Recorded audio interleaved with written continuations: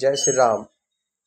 मैं पीठाधीश्वर विजय कुमार मिश्र, शक्तिपीठ बल्लोधाम, महाराजगंज, उत्तर प्रदेश। आजकल सोशल मीडिया पर बड़े तेज़ी से वायरल हो रहा है। कुछ ऐसे अराजक तत्व हैं और कुछ ऐसे भी कालनेमी असुर का रूप बना कर के टीका मुद्रिका लगा कर के और टीवी डिबेट में आते हैं, जो टीवी पर खुलेआम कहते हैं कि सनातन धर्म में मूर्ति पूजा, हिंदू धर्म में मूर्ति पूजा कहीं लिखा ही नहीं है और मूर्ति पूजा नहीं की जानी चाहिए, मूर्ति पूजा का कहीं विधान नहीं है।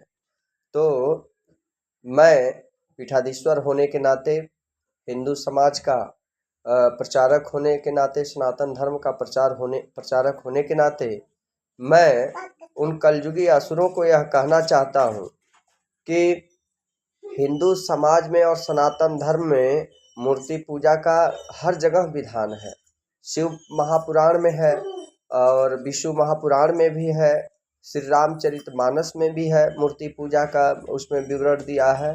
जैसे शिव महापुराण में दिखाना चाहता हूँ कि राजा जो दक्ष प्रजापति थे, उनकी पुत्री के रूप में स्वयं जगदम्बा जो है पार्वती के रूप सती के रूप में प्रकट हुई और वह शिव जी को पाने के लिए, जगत कल्याण करने के लिए बचपन से ही, बाल समय से ही जो है भगवान शिव की पूजा करती थी और छोटे छोटे जो सखियां रहती थी उनके बीच में जो है खेलते खेलते शिव जी की प्रतिमा का निर्माण कर देती थी, जिसका उदाहरण मैं दिखा रहा हूँ सामने कि यहाँ पे दिया है शिव महापुराण में रुद्र संहिता सती खंड में 369 पेज संख्या है और मंत्र है 56।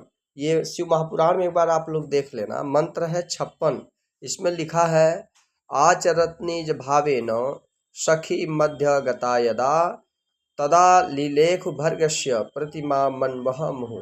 मतलब इसका अर्थ ये होता है कि वह सती जो राजा दक्ष की पुत्री थी, जो साक्षात जगदम्बा थी, वह शिव जी को पाने के लिए और शिव जी की अनन्य भक्त थी। बचपन में ही वह सखियों के बीच में जाकर जब खेलती थी तो मिट्टी या बालू से शिव की प्रतिमा को बार बार बनाती थी और उस प्रतिमा की बड़े भाव से पूजा करती थी, अपने सखियों के साथ पूजा करती थी शिव को पाने के लिए।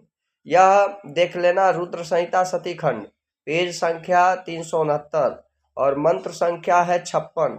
दूसरा रामायण में लेख आता है कि जब माता जानकी जो सीता जी थी, वह सुबह उठती थी तो उनका कुल देवी का मंदिर था जिसमें माता गौरी और गणेश और शिव जी की प्रतिमा थी, वह जाकर के पूजा पाठ करती थी। लेकिन उसका विशेष रूप से लेख और सबका ध्यान आकर्षित तब होता है कि जब फुलवारी में भगवान राम को देखती हैं, पूजा करने जाती हैं तो फुलवारी में भगवान राम को देखती हैं जनकपुर में, तो वहाँ आ करके अपने माता जो आराध्य भवानी थी, माता गौरी जी और गणेश जी, उनकी प्रतिमा का जो है पूजा करती हैं, विधि विधान से पूजा करती हैं और वहाँ माता से विनती करती हैं कि हे माता, मैंने आज तक आपसे कुछ मांगा नहीं, लेकिन आज मैं मांग रहा हूँ कि आज मेरा स्वयंवर है और मुझे 10,000 राजाओं में जो मैंने बगिया में जो युवक देखा जिसका नाम राम है, वह मेरे पति के रूप में प्राप्त हो। तो माता का वहाँ आशीर्वाद मिलता है कि सुन सी सत्य आशीष हमारी, पूरह मन कामना तुम्हारी, पूजह मन कामना तुम्हारी।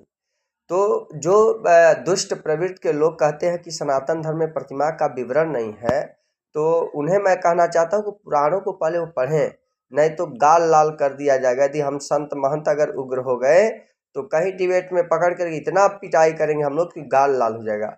वेद पुराण को पढ़ने के बाद ही उसका कोई बातें करनी चाहिए। और तीसरा, भक्त प्रहलाद, विष्णु महापुराण में भी दिया है कि भक्त प्रहलाद शिव उनका नारायण के बहुत बड़े भक्त थे, नारद जी की कृपा से, और कयाधु के पुत्र थे जो नाग कन्या थी। भक्त प्रहलाद हिरण्यकशिपु के बहुत बड़े पुत्र थे और वह ओम नमो भगवते वासुदेवाय का जप करते थे। उनको अनेक यातनाएं दी गई लेकिन भगवान नारायण के आशीर्वाद से बचते गए। लेकिन अंत में जब उनका पिताजी, भक्त प्रहलाद का पिताजी हिरण्यकशिपु कहा कि अब मैं तुम्हें मारूंगा, तुम कहते हो कि मेरा परमात्मा है वो कहाँ है, किसने देखा है? वो कहाँ दिखता है बताओ? तो भक्त प्रहलाद जी ने कहा कि वह कण कण में है, हर जगह व्याप्त है, आप में व्याप्त है, मेरे में व्याप्त है, सब में व्याप्त है। यह समस्त चराचर सृष्टि के स्वामी वही हैं। तो उसे घमंड हुआ। यदि तुम्हारा परमात्मा, जैसे आजकल के कलयुगी लोग कहते हैं, कुछ ऐसे नास्तिक हैं जो कहते हैं भगवान होता है तो भगवान कहाँ है दिखाओ, ऐसे भी प्रश्न सोशल मीडिया पर आता है। उसी तरह से वह हिरण्यकशिपु बोला कि यदि तुम्हारा ईश्वर है तो आज मेरे सामने आए, कहाँ है बताओ? तो कहे कि खम्भे में भी हर जगह है। तो बोला खम्भे में है तो बुलाओ, इसी खम्भे में इसको बांध दो, देखता हूँ इसका ईश्वर बचाता है। खम्भे में बांध दिया और अपने तलवार लेकर के जब दौड़ा मारने के लिए, भक्त प्रहलाद का वध करने के लिए, तो वहाँ भगवान नारायण नरसिंह के रूप में खंभा फाड़ करके निकले और अपने भक्त को बचाए और उस पापी हिरण्यकशिपु का सर्वनाश किए। तो जो दुष्ट कहते हैं प्रतिमा का पूजा ही कहीं नहीं दिया है, प्रतिमा की पूजा नहीं करनी चाहिए, वो दुष्ट अपने जो माँ बाप जन्म देते हैं उस माँ बाप की तो पूजा नहीं करते हैं और दुनिया को सीख देते हैं। सनातन धर्म सदैव श्रेष्ठ रहा है और समाज में दया करुणा सनातन धर्म के द्वारा ही सिखाया गया है। सनातन धर्म कहता है सर्वे भवन्तु सुखिनः, सभी सुखी रहे। सनातन धर्म कहता है वसुधैव कुटुम्बकम, पूरा विश्व मेरा भाई परिवार है। सनातन धर्म कहता है प्राणियों में सद्भावना हो, विश्व का कल्याण हो। लेकिन कुछ ऐसे आतताई हैं जो सनातन धर्म को कमजोर करने के लिए, बदनाम करने के लिए तरह तरह की बयानबाजी करते हैं। उन दुष्टों से मैं कहना चाहता हूँ कि सुधर जाएं और सनातन धर्म के खिलाफ किसी भी टिप्पणी, अगर अमर्यादित टिप्पणी करते हो तो हम संत समाज और हिंदू समाज के साथ मिल करके तुम्हारा गाल लाल करने का काम करेंगे और तुमको इसका जवाब हम लोग देंगे।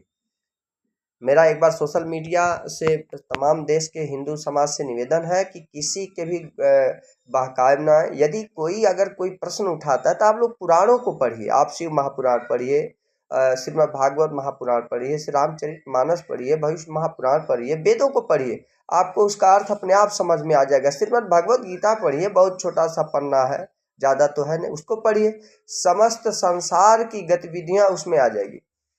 क्या पहले घटना हुई थी, सृष्टि की उत्पत्ति कैसे हुई थी और कब क्या हुआ था घटना, वह आपको किसी भी पुराण में आप पढ़ेंगे तो आपको मिल जाए। तो हिंदू समाज से निवेदन है कि किसी के भी बहकावे में आपको आने की जरूरत नहीं। जय श्री राम।